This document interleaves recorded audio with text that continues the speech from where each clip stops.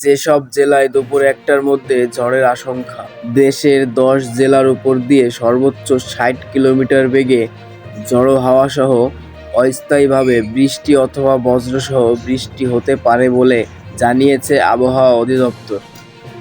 রোববার ১৯ মে দুপুর ১টা পর্যন্ত দেশের অভ্যন্তরীণ নদীবন্দরগুলোর জন্য দেওয়া পূর্বাভাসে এই আশঙ্কার কথা জানানো হয়েছে।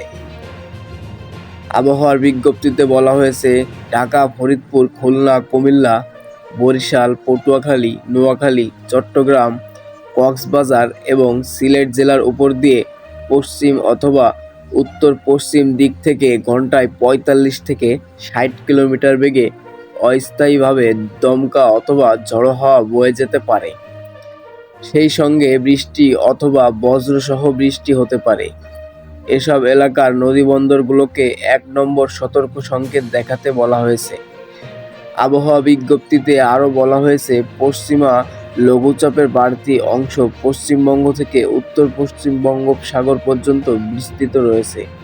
এই অবস্থায় ঢাকা, খুলনা, বরিশাল, চট্টগ্রাম ও সিলেট বিভাগের কিছু কিছু জায়গায় এবং রাজশাহী, রংপুর ও ময়মনসিংহ বিভাগের কয়েক জায়গায় অস্থায়ীভাবে দমকা অথবা ঝোড়ো হাওয়া সহ বৃষ্টি অথবা বজ্রবৃষ্টি হতে পারে।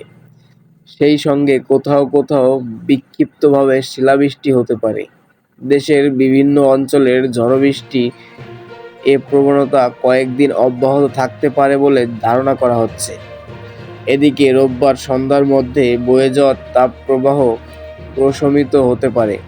ঢাকা, খুলনা, বরিশাল, চট্টগ্রাম ও সিলেট বিভাগের কিছু কিছু জায়গায় এবং রাজশাহী, রংপুর ও ময়মনসিংহ বিভাগের ২-১ জায়গায় বজ্রসহ বৃষ্টি হতে পারে।